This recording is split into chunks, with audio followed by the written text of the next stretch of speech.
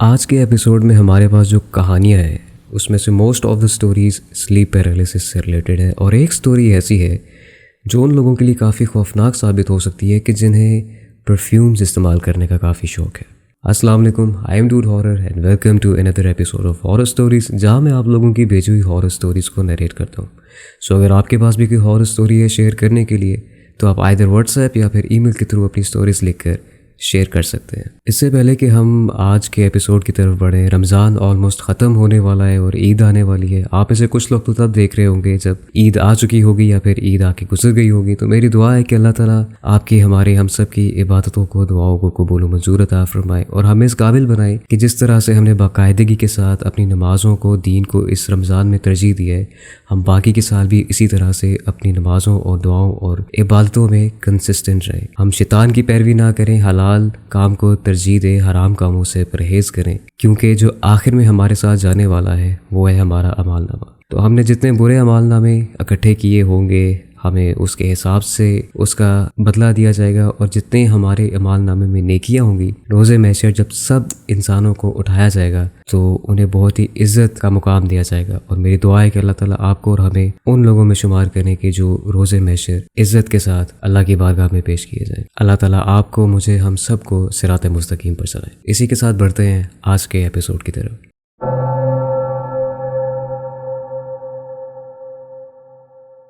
मेरा नाम महक है और मैं लाला मूसा से ताल्लुक़ रखती हूँ। मैंने आपकी वीडियोस रिसेंटली देखना स्टार्ट की है और मैं बहुत अप्रिशिएट करती हूँ। मैं एक यूनिवर्सिटी स्टूडेंट हूँ और ये कहानी मेरी अपनी है। ये वाक़या जनवरी 2024 का है, जब विंटर वेकेशन स्टार्ट हुए थे। मैं अपने बारे में थोड़ा बताती चलूँ ताकि कहानी को समझने में आसानी हो जाए। मुझे परफ्यूम्स का बेहद शौक़ है, इतना ज़्यादा है कि मेरे पास एक बहुत बड़ी कलेक्शन है परफ्यूम्स की, और इसी शौक़ की वजह से मेरी एक आदत है। उस वक्त मैं नहीं जानती थी कि ये अच्छी आदत है या बुरी, लेकिन मुझे रोज़ रात को सोने से पहले परफ्यूम लगाकर सोना अच्छा लगता है। मुझे ऐसा लगता है कि इससे मुझे और ज़्यादा अच्छी नींद आती है और मैं जब उठती हूँ तो रिफ़्रेश हो जाती हूँ। तो एक रात ऐसे ही रूटीन के मुताबिक मैं परफ्यूम लगाकर सोने के लिए लेट गई। नींद नहीं आ रही थी तो मैं यूट्यूब शॉर्ट्स स्क्रॉल करने लगी थी। मुझे हॉरर जॉनरा में बहुत इंटरेस्ट है, तो मैं इसी के बारे में देखती रहती हूँ। मैंने एक कान में एयरफोन्स लगाए हुए थे और दूसरे में नहीं। अभी मैं देख ही रही थी कि मुझे ऐसा लगा कि 3-4 आवाज़ें मेरे कानों में सुनाई दी हैं, ऐसे जैसे किसी ने विस्परिंग की हो मेरे कानों में। मुझे वो आवाज़ें क्लियरली सुनाई तो दी, लेकिन मुझे समझ नहीं आ रहा था कि आखिर बोल क्या रही हैं। मेरी भाभी उस वक्त किचन में काम कर रही थी, तो मैंने उनको आवाज़ देकर पूछा कि क्या आपने मुझे बुलाया तो नहीं। तो उन्होंने मुझे तसल्ली दी कि उन्होंने मुझे कोई आवाज़ नहीं दी। मैंने इग्नोर किया, हालांकि मुझे समझ आ गई थी कि ये मामला कुछ ठीक नहीं है, क्योंकि ऐसा मेरे साथ पहली बार नहीं हुआ था। मैंने आयतुल कुर्सी पढ़ी और मोबाइल बंद करके साइड पे रख दिया, लेकिन वो आवाज़ें फिर भी मेरे कानों में सरगोशियाँ कर रही थी। मैंने इन पर ज़्यादा ध्यान नहीं दिया। जैसे ही मेरी नींद गहरी होने लगी, मुझे लगा कि कोई बहुत भारी लोहे की चीज़ मेरे कमरे में गिरी है, जबकि मेरे रूम में ऐसी कोई भी चीज़ नहीं है। मैं फिर भी उठी, मोबाइल की टॉर्च ऑन करके हर जगह देखा, लेकिन वहाँ कुछ भी नहीं था। इसी तरह 2-3 दफ़ा कंसिस्टेंटली ऐसा होता रहा। जैसे ही नींद गहरे होने लगती वो आवाज़ आती। वो जो कुछ भी था मुझे सोने नहीं दे रहा था। मुझे आयतुल कुर्सी पढ़ते पढ़ते अभी नींद आई ही थी कि मुझे ऐसा लगा कि किसी ने मेरा कंबल उठाया है और मेरे पैर के टखने पर स्क्रैच किया है। मुझे बाकायदा तौर पर ऐसे महसूस हुआ कि जैसे मेरे टखने पर किसी कील की टिप को इस्तेमाल किया जा रहा है। उस वक्त लेटे ही लेटे मैंने अपने टखने को रगड़ा, लेकिन इसके बाद दोबारा यही सब कुछ कॉन्टीन्यूसली 3 से 4 दफ़ा हुआ। अभी मैं इस चीज़ को प्रोसेस कर ही रही थी कि इतने में मेरा पूरा जिस्म सख्त होना शुरू हो गया। मैं बिल्कुल भी मूव नहीं कर पा रही थी, लेकिन मुझे दिखाई सब दे रहा था। क्योंकि सर्दियाँ थी तो मैंने 2 कंबल ओढ़े हुए थे, और ये सब होने के बाद मैंने देखा कि मेरे दोनों के दोनों कंबल हवा में लहरा रहे थे।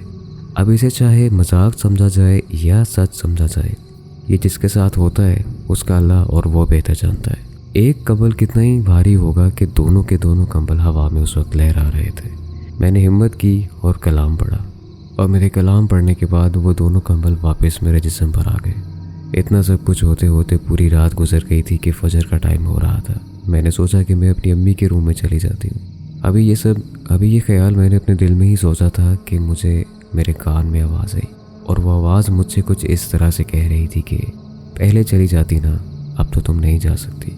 मैंने ऊंची आवाज़ में कहा कि मैं तुमसे डरती नहीं, मेरे साथ मेरा अल्लाह है। इतने में मुझे मेरे कमरे के बाहर से किसी आदमी के गुनगुनाने की आवाज़ आई। ऐसे लग रहा था जैसे वो मुझे बताना चाह रहा हो कि मैं बाहर ही खड़ा हूँ। फिर भी मैंने हिम्मत की, अल्लाह का नाम लिया और दरवाज़ा अनलॉक करके सीधा अपनी अम्मी के कमरे में भाग गई। वो पहले से ही जाग रही थी फजर की नमाज़ पढ़ने के लिए, तो उन्होंने मुझे देखा और पूछा कि क्या हुआ। तो मैंने उन्हें बताया कि वो लोग मुझे सोने नहीं दे रहे, मुझे सारी रात से जगा कर रखा है। बस इतना कहा और मेरी आंखों से आंसू बहना शुरू हो गए। इसके अलावा उन्होंने मुझसे कुछ भी नहीं पूछा और आयतुल कुर्सी पढ़कर मुझ पर दम किया। उसके बाद मुझे पता नहीं चला मैं कब सो गई। फिर सोते हुए मुझे ख्वाब आया कि मेरी अम्मी मुझसे कह रही थी कि तुम्हारे सोने के बाद वो लोग दोबारा आए थे और कह रहे थे कि ये जहाँ मर्जी चली जाए, हमसे नहीं छुप सकती। फिर मेरी आँख खुल गई और इसके बाद जब मेरे घर में इस सब का जिक्र हुआ तो ये बात मेरे बहनोई तक पहुँची, क्योंकि वो एक आलिम को जानते थे। तो उन्होंने जब इस सब के बारे में एक आलिम से रुजू किया तो उन्होंने बताया कि ये जिस कमरे में सो रही थी वहाँ पर शयातीन मौजूद थे, जो कि इसकी परफ्यूम्स इस्तेमाल करने से जो खुशबू फैलती है उससे मुतासिर होकर इसके कमरे में पहुँचे थे। वो इसे जानी नुकसान तो नहीं, लेकिन इसे तंग ज़रूर कर रहे थे। फिर उसके बाद उन्होंने मुझे हिदायत दी कि मैं रात को सोने से पहले परफ्यूम का इस्तेमाल हरगिज़ न करूं और कुछ दिन तक अकेले सोने से गुरेज करूं। सोने से पहले अल्लाह का नाम लूं और दीगर कलमात पढ़ूं, जिसकी वजह से फिर अल्हम्दुलिल्लाह दोबारा मेरे साथ कभी कुछ भी पैरानॉर्मल इंसिडेंट पेश नहीं आया। उम्मीद है कि आपको ये कहानी पसंद आई होगी। अपना और अपने घर वालों का ख्याल रखिएगा।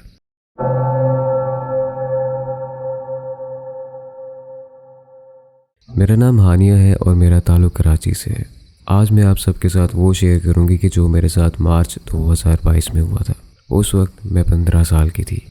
मैं आज से पहले अपनी ज़िंदगी में कभी अकेली नहीं सोई, लेकिन उस दिन कुछ यूँ हुआ कि मैं अपने कमरे में अकेली सो रही थी। अचानक से मेरी आंख खुली और ऐसा लगा कि कोई दरवाजे के पास खड़ा है, पर मैंने उसे नज़रअंदाज किया। फिर मुझे प्यास महसूस हुई और मैंने सोचा कि अब मैं उठी ही हुई हूँ तो मैं पानी भी पी लेती हूँ। लेकिन फिर जब मैं उठने लगी तो मुझसे उठा नहीं जा रहा था। मैं ना कुछ बोल पा रही थी और ना हिल पा रही थी। And that was the first time I was going through a slip paralysis.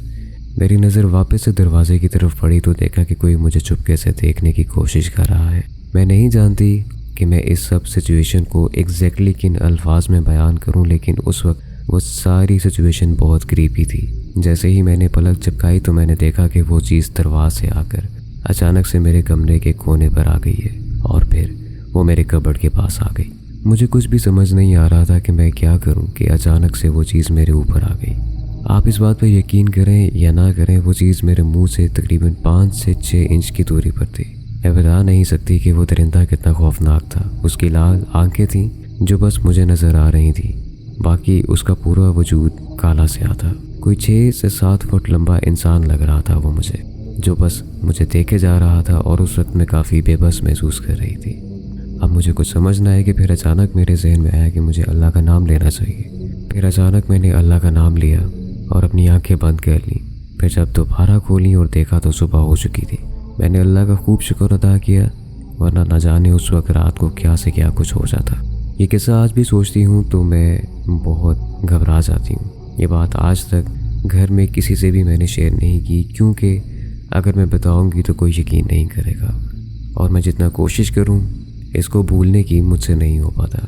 मुझे पता है बहुत से लोगों ने स्लीप पैरालिसिस फेस किए होंगे, तो मेरी दुआ है कि अल्लाह ताला आपको और मुझे, हम सबको अपने हिफ्ज़ व अमान में रखें।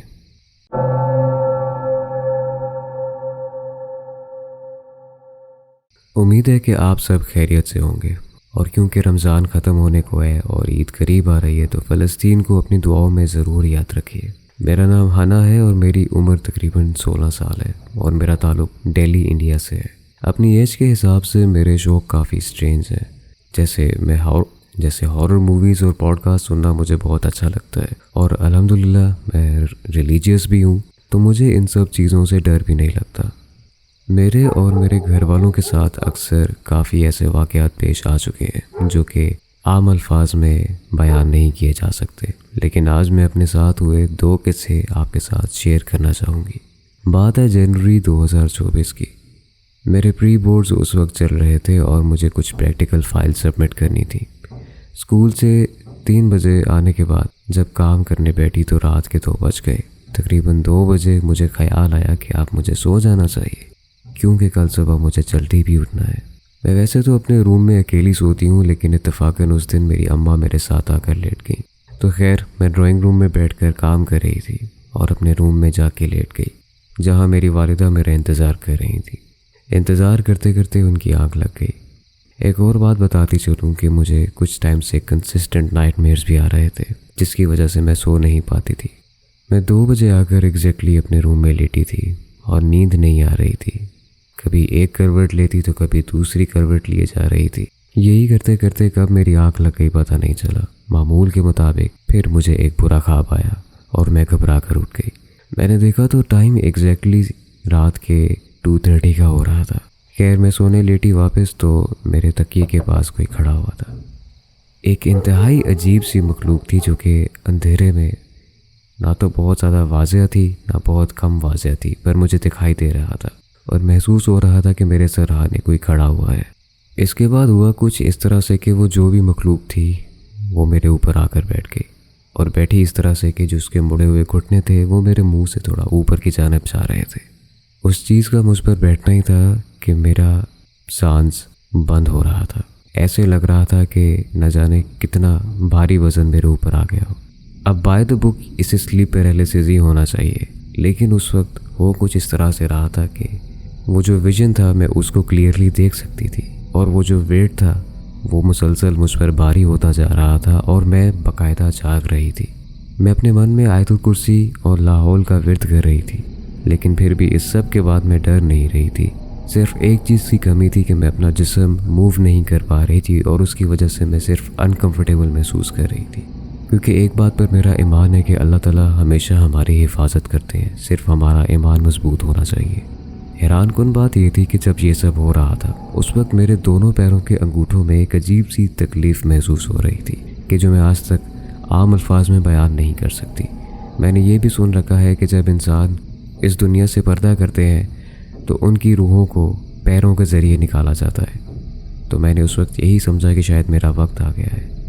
ये सब थोड़ी देर तक चलता रहा, मगर फिर मुझे महसूस हुआ कि जैसे मेरे पजामे का जो पाइंचा है उस पर किसी की उंगली लगी है। एक तो मुझे अपने जिस्म पर एक वज़न महसूस हो रहा था और दूसरी बार अब मुझे ऐसे लग रहा था कि मेरे पैरों की जानिब भी कोई एक वजूद है जो अपनी मौजूदगी का एहसास दिला रहा है। अब मेरी हालत काफ़ी गैर हो रही थी।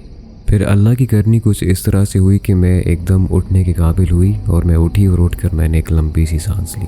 मैंने फ़ौरन अपनी लेफ़्ट साइड पर देखा और 3 दफ़ा थूका, अपने बाल और आंसुओं को समेटा। फिर जब मैंने अपने तकिए पर देखा तो मेरा तकिया मेरे आंसुओं से भीगा हुआ था और वहाँ पर मेरे बाल भी फैले हुए थे। उसे देखकर महसूस हो रहा था कि मैं अपनी उस सिचुएशन को कितना रेजिस्ट कर रही थी। अब जब कि ये सब कुछ हो चुका था तो मैंने फ़ौरन अपनी वालिदा को चुकाया और उन्हें सारा मामला बताया। तो उन्होंने मुझ पर आयतुल कुर्सी पढ़ी और दम किया और अपने पास लिटा कर सुला लिया। इसके बाद से मेरी तबीयत में काफ़ी बेहतरी आई और मुझे काफ़ी हद तक सुकून भी महसूस हुआ। आज तक ये काली फिगर्स मुझे दिखाई देती हैं, वो भी अपने ही घर में। अभी रिसेंटली भी मेरे साथ एक और हैपनिंग हुई थी जो कि मैं इंशाल्लाह फिर कभी शेयर करूँगी, लेकिन अल्हम्दुलिल्लाह मुझे डर नहीं लगा। बस ये समझ नहीं आया कि आखिर वो चीज़ क्या थी।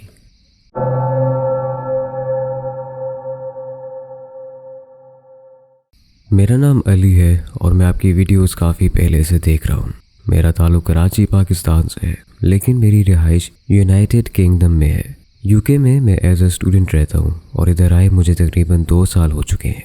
ये कहानी तब की है जब मैं नया यूनाइटेड किंगडम में आया था और उस वक्त मुझे आए हुए तकरीबन सिर्फ 3 महीने हुए थे और मैंने अपना घर शिफ्ट किया था। एक रात मैं अपने रात की शिफ्ट से फ्री होकर घर वापस आ रहा था। उस वक्त टाइम तकरीबन रात के 11:30 का हो रहा था। मेरा घर बस स्टैंड से थोड़ा सा ही दूर था और तकरीबन 10 मिनट की वॉक पर आता है। तो बात कुछ इस तरह से है कि मैंने शिफ्ट से फ्री होकर घर के लिए बस ली और फिर मुझे बस स्टैंड पर उतार दिया गया। मुझे अच्छी तरह से याद है कि उस वक्त 12 बज रहे थे और मैं पैदल अपने घर की तरफ जा रहा था। मेरी आदत है कि मैं जब भी कहीं जाता हूँ तो मैं कान में एयरपॉड्स लगाते हुए गाने सुनता जाता हूँ। और उस रात भी मैंने ऐसा ही किया। मैं एयरपॉड्स लगाकर गाने सुन रहा था कि अचानक मेरे सामने एक आदमी आया। वो आदमी मेरे सामने आकर चलना शुरू हो गया। जब मेरी उस पर नज़र पड़ी तो वो मेरे आगे चल रहा था। उसने उस वक्त सफ़ेद कलर का लंबा चोगा पहना हुआ था। मैं समझा कि कोई बंदा होगा, आ गया होगा मेरे सामने, और फिर तो खैर मैंने उसे नज़रअंदाज किया और घर की तरफ अपनी तवज्जो दे रहा था। अब जैसा कि मैंने पहले बताया है कि बस स्टैंड से मेरे घर तक का जो फासला है वो बहुत ज़्यादा नहीं है, तो दरमियान में एक राउंड अबाउट आता है। अब मैं देख रहा था कि वो शख्स जब राउंड अबाउट से मुड़ा तो आगे जाते ही वो गायब हो गया, कि जैसे कभी वो मेरे सामने था ही नहीं। ये बात मेरे लिए बेहद हैरान कुन थी, लेकिन फिर भी अब क्योंकि मेरा घर थोड़े ही फासले पर रह गया था तो मैंने जल्दी से अपने घर में जाने को ही तरजीह दी। अब मैं घर में एंटर हो गया, अपने कमरे में आया तो मेरे कमरे की जो खिड़की है वो बाहर सड़क की तरफ खुलती है। मैं चेंज कर रहा था, साथ ही मेरे जहन में उस बंदे के मतलब ख्यालात भी चल रहे थे कि मैंने सोचा अब मैं खिड़की को बंद करता हूँ ताकि मैं सो जाऊँ और सुबह दोबारा अपनी पढ़ाई और काम की तरफ तवज्जो दूँ।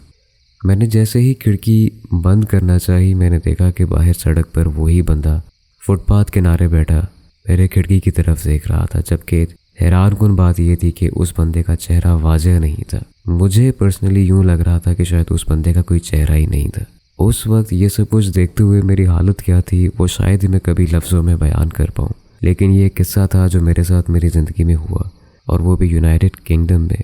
तो मैंने सोचा क्यों ना आपसे और आपके थ्रू दूसरे लोगों तक पहुँचाया जाए और ये जाना जाए कि क्या कभी किसी और के साथ भी इस तरह का कोई वाक़या हुआ है या नहीं। उम्मीद है क्या आपको ये कहानी पसंद आई होगी। ऐसी और भी बहुत सी कहानियाँ मेरे पास जो मैं फिर कभी शेयर करूँगा। अपना और अपने घर वालों का ख्याल रखिएगा। उम्मीद है कि आपको आज का एपिसोड पसंद आया होगा, और अगर आपको पसंद आया है तो you know what to do, like, subscribe and tap the bell notification because you never know what's coming. मिलते हैं आपसे अगले एपिसोड में, तब तक के लिए फ़ी अमान अल्लाह।